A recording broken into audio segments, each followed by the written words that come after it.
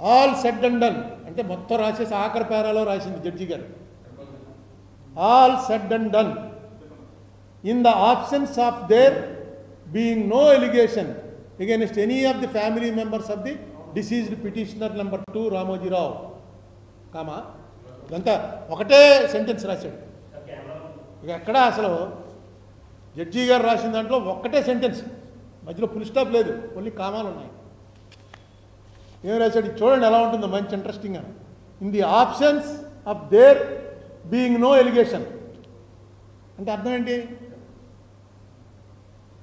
In the absence of being there any allegation అంటే allegation ఏమీ లేని కారణంగా. In the absence of there being no allegation అంటే English పాఠం నేర్చుకుని చిన్నప్పుడు గుర్తొస్తే వస్తుంది.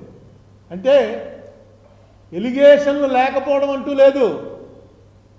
In the absence of there being no allegation, ఎలిగేషన్లు లేకపోవడం అంటూ లేదు రామోజీరావు గారి ఫ్యామిలీ మెంబర్స్ మీద అని కామా పెట్టి, in spite of they also being involved along with the deceased petition number 2. రామోజీరావుతో పాటు ఆయన కుటుంబ సభ్యులు కూడా ఇందులో ఇన్వాల్వ్ అయి ఉన్నప్పటికీ, in spite of they also being involved, Shri Ramoji Rao petitioner number 2 Shri Ramoji Rao in the commission of violation under the Reserve Bank of India Act and also in the light of the stand taken by the government of Andhra Pradesh as also the government of Telangana that they do not intend to prosecute any of the successors of the deceased petitioner number 2. Andhra Pradesh government gaani Telangana government gaani reserve bank వారి violation చేసిన రామోజీరావు గారికి ఆయన కుటుంబం సహకరించినప్పటికీ మేము వాళ్ళ మీద action తీసుకోవడానికి సిద్ధంగా లేవు అని ప్రకటించినటువంటి నేపథ్యంలో, in the absence of any substitution moved by the prosecuting agency in the criminal case, prosecuting agency అంటే government of Andhra Pradesh, government of Telangana, వాళ్ళు ఏమి సబ్స్టిట్యూషన్ పిటిషను రామోజీరావు చనిపోయాడు కాబట్టి రెండో అతను కిరణ్ అన్నతను ఎవరినో చేస్తాం అని పిటిషన్ వేయకపోవటం వల్ల this bench is of the considered opinion that the complaint case has to be declared to have been abated in further continuation of the said proceedings, particularly in the backdrop of deceased petitioner number 2 Ramoji Rao గారు number 2 petitioner ఆయన చనిపోయాడు కాబట్టి the entire criminal proceedings in continuation would be an exercise in futility. ఏది ఎవరు continue అదే రాశాడు, చేయట్లేదు వాళ్ళు గవర్నమెంట్ అదే రాశాడు. వారసులు చేశారని క్లియర్గా కనబడుతోందని కూడా రాశాడు. ఎందుకంటే నా ఆర్గ్యుమెంట్లో చెప్పాను వీళ్ళందరూ కలిసే చేశారండి అని. రిజర్వ్ బ్యాంకు చెప్పింది ఇదంతా ఫ్యామిలీ హెచ్ఎఫ్ అందరూ కలిసి చేసిందే, ఈ డబ్బు చేసి కలెక్ట్ చేసిన డబ్బు అంతా వాళ్ళ వ్యాపారాభివృద్ధికి వాడుకున్నామని డైరెక్ట్గా వచ్చి చెప్పారు. మీరు ఇంకా ఎవరిని చేయాలి ఎవరిని చేయకూడదని అంటారేంటి? ఆయన వేసాడు కిరణ్, నేనే హెచ్ఎఫ్కి ఇప్పుడు కర్తనే అని. ఎలా కొట్టేస్తారు కేసు అంటే రిజర్వ్ బ్యాంకు ఉంది, నేను చెప్పాను. అందుకే చెప్పాడు ఈయన, in the absence of being no allegation against the family members of the deceased petitioner. Allegations ఉన్నప్పటికీ వాళ్లే వ్యాపారం చేశారని చెప్పినప్పటికీ రాష్ట్ర ప్రభుత్వాలు రెండు కూడా మేము వాళ్ళని చెయ్యము అని క్లియర్గా చెప్పేస్తుంటే చనిపోయిన వాడి మీద విచారణ జరపలేం కాబట్టి ఈ విచారణ క్లోజ్ చేస్తున్నాం, కేసులన్నీ కొట్టేస్తున్నాం అని చెప్పి రిజర్వ్ బ్యాంక్ వాళ్ళు దీని మీద ఛాలెంజ్ చేయాలి. వారు చేస్తారో లేదో చూసి అప్పుడు నేను ఏం చేయాలో అల్లంకి రమేష్ చెప్తాడు. ఇప్పుడు ఏదైనా నేను చెప్తుంది, నిన్న ఒక కేసు అయింది. ఆ కేసు ఏంటి? రాజశేఖర్ రెడ్డి గారిని పార్టీ చేసి వేసిన కేసు. 800, 801 జీవోలు చెల్లవు అని ఇక్కడ హైకోర్టులో వేశారు. ఎప్పుడు 2007లో హైకోర్టు కొట్టేసింది, చెల్లుతాయి అని చెప్పింది. సుప్రీంకోర్టుకి వెళ్ళారు. సుప్రీంకోర్టులో వాళ్ళు ఏమన్నారు, అది పక్కనెట్టి స్టే ఇవ్వగానే డబ్బు కట్టేస్తానంటున్నావు కదా కట్టేయన్నారు. డబ్బు కట్టేసామండి, రామోజీరావు గారు పోయాడు, ఇంక ఈ కేసులు కూడా పోతాయి అని చెప్పి నన్ను వచ్చారు. జనరల్గా ఇలాంటి దానికి చిన్న చిన్న ప్లేడర్లు ఉంటారు. ఎవరెవరు వచ్చారు నిన్న? కాళీమూర్తి గారని సిద్ధార్థ లూథరా గారు ఇద్దరు బాగా ఇలా వచ్చి హలో అంటే 10 లక్షలన్నా తీసుకుంటారు.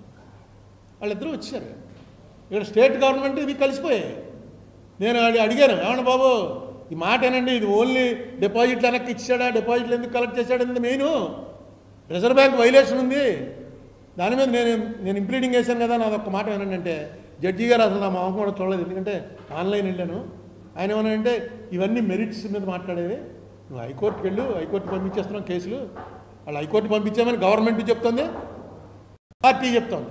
సేమ్ అపోజిషను రూలింగ్ పార్టీ కలిపి ఏపీ గవర్నమెంట్ చేసినట్టుగా ఏపీ రీఆర్గనైజేషను. ఇక్కడ వీళ్ళిద్దరూ కలిసిపోయారు. ఇదే మనం ఒత్తుకుంటున్నాం. నేను ఎందుకు ఇవ్వాల్సి వచ్చింది? గవర్నమెంట్ లేవు.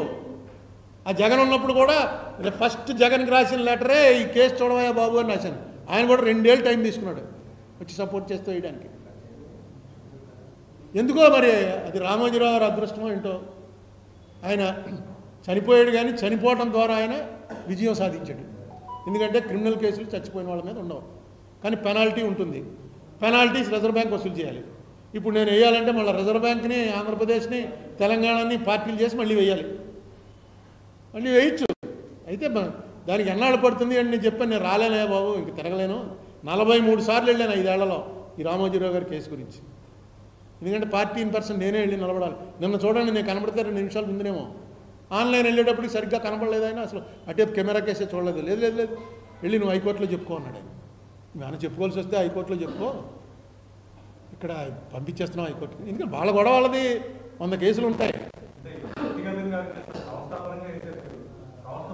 నాది మన హైకోర్టులో చెప్పిన ఆర్గ్యుమెంట్ కూడా ఏం చెప్పానంటే, రిజర్వ్ బ్యాంక్ వాళ్ళు చెప్పారు ఎన్ని కోట్లు కట్టవలసి అంతా చదివాడు అతను సీనియర్ అడ్వకేట్ రవిచంద్రన్. నేనేం చెప్పానంటే, నాకు ఫైన్ కడతారా, ఇంకోటి కడతారా, ఏం కాదండి, నాకు సంబంధం లేదు. రిజర్వ్ బ్యాంక్ గవర్నమెంట్లు తెలుసుకోవాలి. నేను చెప్పింది ఒక్కటే, 45S అనేటువంటి reserve bank of India act ఏదైతే ఉందో ఆ యాక్ట్ హెచ్యుఎఫ్కి వర్తించదు అని రామోజీరావు గారు అంటున్నాడు. వర్తిస్తుంది అని నేను అంటున్నాను. రిజర్వ్ బ్యాంక్ వచ్చి వర్తిస్తుంది అంది. దాని మీద చెప్పండి. వర్తిస్తుంది అన్న తర్వాత ఏం చేయాలని అవి చూసుకుంటా ఇన్స్టిట్యూషన్స్. నేను వేసిన కేసు ఇది. నేను ఎంతకే పరిమితం. రామోజీరావు గారు ఫైన్ కడితే నాకే వస్తుంది. నాకు కావాల్సింది 45 రామోజీరావు గారు తప్పు చేశాడు. చాలామంది చేస్తున్నారు ఇదే తప్పు. కానీ రామోజీరావు గారు లాంటి మనిషి మీద కూడా కోర్టు ఎవరైనా సరే, ఎంత గొప్పవాడైనా సరే అని అనిపించాలని నా తాపత్రయం. అయ్యో, ఇంకొక ఆయన అయితే నాకు ఈ జడ్జిమెంట్ పంపిస్తే, నా ఫ్రెండ్ ఒక అతను అమెరికాలో ఉన్నాడు, హార్వర్డ్ యూనివర్సిటీ అడ్వకేట్ అతను అన్నాడు, ఒక థీసిస్ సబ్మిట్ చేయి, దిస్ డిజర్వ్స్ డాక్టరేట్, పిహెచ్డి వస్తుంది నీకు. దీంట్లో ఇమీడియట్గా ఫస్ట్ నుంచి లాస్ట్ వరకు యాజ్ ఎ కంప్లైనెంట్ కేసులో ఎలా టర్న్లు తీసుకున్నాయి, ఎన్ని కేసులు వేశారు, ఎన్ని రకాల టర్న్ తీసుకుంది, ఈ మొత్తం ఒక థీసిస్ తీసుకుని ఇమీడియట్గా నువ్వు సబ్మిట్ చేయి. కోర్టు కాదు, ఇది ఉండిపోతుంది చరిత్రలో. ఎంత అన్యాయం అసలు. ఇండియన్ల అసలు అందరూ లా ముందు అందరూ సమానమే అన్నది ఎంత భూతో తెలిసిపోతుంది. అది అలా ఉండిపోతుందని.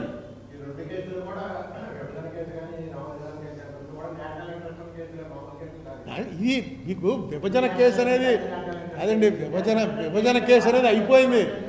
విభజన కేసు అనేది కేసు లేదు, వింటే అయిపోయింది. ఆంధ్రప్రదేశ్ గవర్నమెంట్ వచ్చి గట్టిగా నిలబడితే విని తీరుతుంది. ఇందులో ఇంకా వాళ్ళు పెద్ద ప్లేడర్లని ఆన్లైన్లో పెట్టి పెద్ద ప్లేడర్ వచ్చి వాయిదా అడిగితే ఇచ్చేస్తారండి మీకు.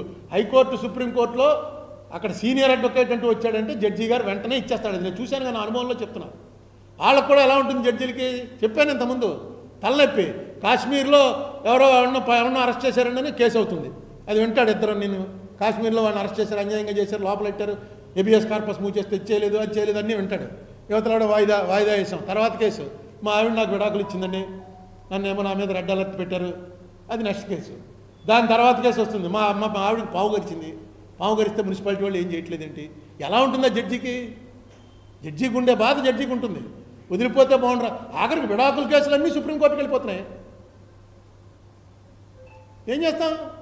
అన్నీ మనం ఏం తెలియకుండా జరుగుతుంది అనుకోకండి. మొన్న నాకు విజయమల్లయ్య ఇది చూసిన తర్వాత, విజయమల్లయ్య ఒక ఇంటర్వ్యూ ఇచ్చాడు బ్రాడ్కాస్ట్. అది చూసిన తర్వాత నాకు అర్థమైంది ఏంటంటే, మనకు బయట ఉన్నటువంటి ఈ లిస్ట్ ఉన్నారు చూసారా, విజయమల్లయ్య వీళ్ళందరినీ మూవ్ చేస్తుంటారు. వచ్చి వీళ్ళందరినీ మాకు ఇండియాకి అప్పచెప్పండి, మేము ఇక్కడ ప్రాసిక్యూట్ చేయాలని అని. నీరవ్ మోడీ, విజయమల్లయ్య, సంజీవ్ కుమార్ చావ్లా, నైల్స్ హోల్, డేవిడ్ హెడ్లే, మెహుల్ చోస్కీ, సంజయ్ భండారీ, వీళ్ళందరూ కూడా ఫారిన్ కంట్రీస్లో దాక్కుని ఉన్నారు. ఆ కంట్రీ అప్పచెప్పమని. ఎందుకు అప్పచెప్పరో విజయ్ మల్లా చెప్పాడు. హ్యూమన్ రైట్స్ ప్రకారం మన ఇండియాలో జైల్స్ మానవులు నివసించే జైళ్ళు కాదు. ఇదే ప్లీ పెడతారండి. అక్కడికి పంపించేస్తున్నారండి, చూడండి ఆ జైళ్ళని. అక్కడ పంపం అలా పంపం ఆపేస్తారు. ఎందుకంటే హ్యూమన్ రైట్స్ ప్రకారం వీళ్ళు అలాంటి జైలు అంటే మన వాళ్ళు మన జైళ్ళల్లో ఉన్న వాళ్ళు ఎవరో కూడా మనుషులు కాదనమాట. హ్యూమన్ రైట్స్ ప్రకారం చేయమని. ఇప్పుడు ఈ బెయిల్ ఇది ఉంది. మొన్న చంద్రబాబు నాయుడు గారు అనేటప్పటికి ఏసీ పెట్టారు, టాయిలెట్ కట్టారు. అలాగే మిథున్ రెడ్డి వచ్చాడు, అతనికి ఏసీ పెట్టారు, టాయిలెట్ కట్టారు. వీళ్ళందరూ అక్యూజ్డ్, అంటే ముద్దాయిలే కానీ నేరస్తులు కాదు. అసలు మీరు ప్రతి జైల్లోనూ ఒక చిన్న 5 స్టార్ లాడ్జ్ ఎందుకు కట్టకూడదు? కట్టి డబ్బు కడితేనే అందులో ఉంచుతామనండి. రేటు రూము 10,000 రోజుకి. 10,000 ఇస్తే నువ్వు అందులో ఉండొచ్చు. ఎందుకంటే నిన్నేమి శిక్షగా రాలేదు.